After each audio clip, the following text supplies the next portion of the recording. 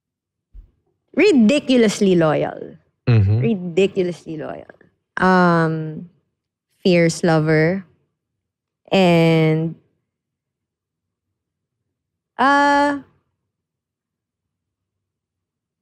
gritty. Great. Okay. Ridiculously loyal. Loyal. Fierce lover. And gritty. Okay. Oh my gosh. Pili ka na lang Ngayon lang dun. kami, sorry just to say, ngayon lang kami nagkaroon ng guest na may adjective yung nila, Yung quality nila. Correct. Oh, I didn't. Wow, happy to be the first. So, alin doon yung nagamit mo na in your life? Mhm. Can you think of an instance where you were able to use that Oh yeah. quality? Okay, sige, I'll just do with gritty. Kasi pag nag-isip ako ng isang bagay na gagawin ko, naka-itemize yun how to get there. I don't just say stuff and hope for the best. When I say something, isipin ko how to actualize, how to plan. And I think it worked for me personally, as a mom, with business, spiritual, all of those things, I feel like benefited kasi if may iba kasi they let it get the best of them. If kunwari nag-fall sila, they use that as an excuse to exit. I take the same, I think we should all do that. Let ourselves just like that. Yung parang, I don't care. But then you get up and then you grind again. You fight back, do it again. So, yun. I live by that na, Principle, yeah. yeah, gritty. And eto na. Ito na ang Ang pinaka-inaantay natin na segment. Kwentong mental health. So, ikaw, kamusta ang mental health mo? Kwentong mental health. This is in partnership with Untolds. We have here life cards. Pili ka ng isa. Pakiramdaman mo.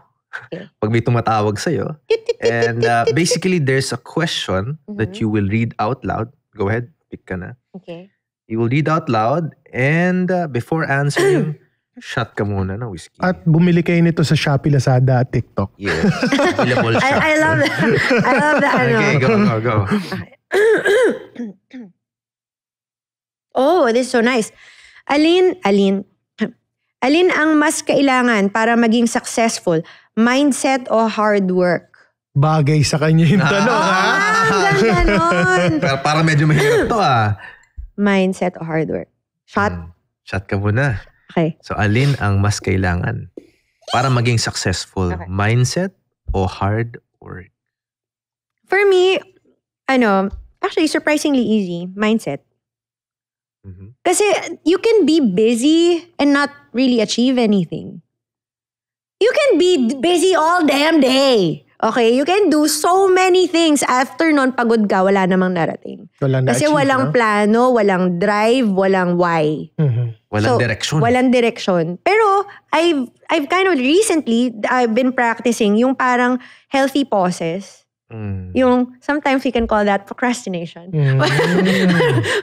Like, I would take those... Pero positive tayo. Healthy pauses. Healthy, kasi mental health eh. So, healthy pauses. No, but what I do is, when I begin my day, meron akong checklist. So, yung checklist na yun, I would do my best to finish that by the end of the day. And I make sure those checklists don't stray from what I do. So, naging ganito na ako before yung trabaho ko ng trabaho. Kunwari, when I was auditioning for roles. Tapos before now magpapadala ka na lang ng video, magpapadala ka na lang ng pictures. Before you would go to VTRs. Like you would go, and even if I knew that the role wasn't gonna serve me, even if I knew that it wasn't gonna do anything for me, I'd go anyways for the sake of being busy. Now, I conserve my energy, mas intentional, mas sigurado. So, less... Tsaka ko aligned din sa'yo. Aligned. And also, yung mindset that, is if you connect with the right people, so they don't distract you from doing stuff that doesn't really serve you. Yeah. Mindset. I guess it comes also with maturity talaga. Yeah. Kasi when you're young, you think, I can just waste my day. It's just a day. So ano ba naman yung, bahala na si Batman, bahala tira na. ka lang ng tira. Yeah. I'll just get to like one example. I got invited before to be in a dance group. And I would go and drive 3 hours every day rehearsing. But I didn't see a future with that group. I just like the camaraderie. I just like yung, now thinking about it, I'm not gonna do that. Kasi my time is important. Pero G, hindi ba nakatulong yun at that time to where you are right now? Yeah. So, kaya I don't have any regrets. Pero to repeat those... Kung iisipin mo lang ngayon, gets. Oo, na parang if I were to repeat that now, mas precious yung oras ko. Kasi before, yun nga, You're a different person now eh. Yeah, different. You've grown. Pero ang galing nun. I mean, nakita natin yung ibang side ni G. Kasi what we see is yung, yun nga, komedyante siya, lagi siya nagagawa ng skits. Pero pag seryoso pala kausap to. Kaya nagugulat yung mga tao, yung parang, kasi nga as a comedian, sometimes they will be like, joke. Mag-joke ang bigay ka ng joke. Tapos parang like, pwede ba iba naman? Paiyakin mo naman ako. And like, okay, another factor pala about me since it's like getting to know is I hate small talk. I hate it. Kasi I mean, I don't care sinong pangalan ng yaya mo. I don't. Okay, gets. But I like these talks. Kasi may natututunan ako. May value. Yes. Tapos if I walk away, I'm like, nasabi ko yun. Tagal ko na di naisip yun. Yung ganun. That's nice. Well, small talk leads to big talk. Pero wag naman puro small talk. Parang wala ka ng take away. Yeah. And that's the beauty of conversations. You learn more about not just the person you're talking to, but sometimes yourself. Yeah. And that's what we kind of want to bring about when we have our episodes with whoever sits there. I love your questions. Yeah. Ako, Bri, can I give my Yes, takeaway? go ahead. Alam mo, parang ngayon ko lang na-realize, even if kunyari pala introvert ka. Kasi siya, combination of both siya, di ba? Pero kahit pala introvert ka rin in a way, pwede ka rin pala talagang, alam mo yun, maging sociable. It takes practice. Yeah. Yun yung natutunan ko sa kanya. And also number 2, Bri, like us, nandito tayo sa era ng grind culture eh. Grind. Pero dapat, pinipili mo na rin eh. Dapat smart ka na rin eh. You have to work smart in some ways. Kasi kung lahat ng energy mo, babatuhan mo, punta ako sa dance audition na to. Punta ako dito sa VTR na to. Gawa ako ng Viva Max. So, kunyari lang. I mean, at the end of the day, kung meron doon isa doon na hindi align naman sa'yo, parang it's a waste of time. Yeah. So, para sa akin, time is precious. Yeah. That's it. Yeah. How about you, bro? Ako, when we talk about pressures, especially social pressure, nakaka-amaze ka yung story ni G. Kasi, alam mo, from someone who never thought to be seen or be in the spotlight, na parang, kaya naman pala. Yun nga eh.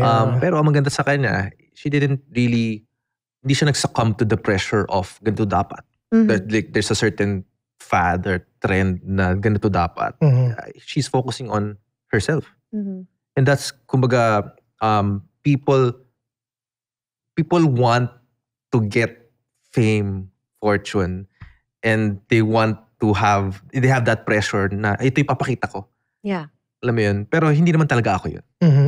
So I guess yung pinaka-takeaway ko na you don't need to feel the pressure to belong to any other person than yourself. That's nice. Than yourself.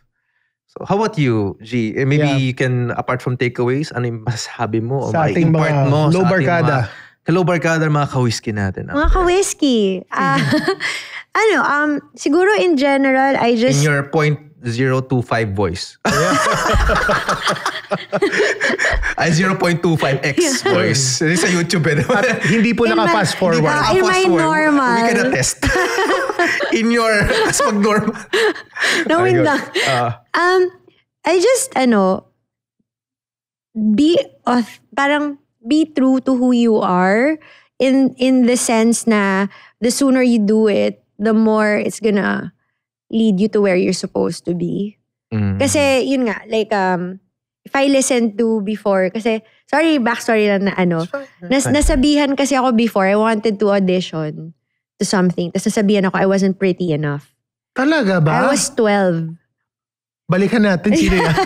I was 12 and it stayed with me for the longest time. That's when I just kind of let that go and F it. I don't care. In a good way. Then the, your who you are will really shine. And yun, that's yung my company is called Muchness. So the reason why it's called Muchness is because of the Mad Hatter and Alice in Wonderland. And I say, Alice, you're losing your muchness. So the G-ness, the Brian-ness, the Gerald-ness, whatever that ness is, keep it. Kasi dun ka hindi makokopya. That's who you can be as a creator. If you're not, just who you are, your ness. That's so nice. Yeah, so you're helping bring about the muchness. The muchness sa mga tao. Yeah. First time ko na rin the muchness. Yeah. Muchness creatives. Yeah. Go ahead. Maybe you can promote what you guys do, Muchness Creative. Yeah. And kung saan mga social media platforms they can reach out to you. Sure. Muchness Creatives is actually producing my first podcast with the bestie. So it's called the Say What podcast. So things that make you go... Yeah. Very good. Things that make you go say, what? With your favorite tita besties. So it's gonna come out mid-September. And my social platforms, TikTok, Miss Gcanlas, Gcanlas on IG, GTV on Facebook, and never mind the personal FB. Wag na. Private. May privacy siya, diba? Privates. And with that, mga ka-Whisky, mga ka-Low-Barkada, maraming salamat for tuning in on this episode. Sana marami kayo napulot. And as always, stay pogs. At direct. Usually, pag naka-whisky ka, mas open ka. Salamat. Kapag naka Charles and James. Charles and James, maraming salamat. See you guys next episode. Cheers. Cheers. Uy, swabe siya. Promise. Podcast na naman with Gerald at Brian. Aral lang pulutan sa inuman at kwentuhan. Pinagsamang veterano, parehong talentado. Ihanda ang may katbaso sa lames at inta. Big Eyes Production.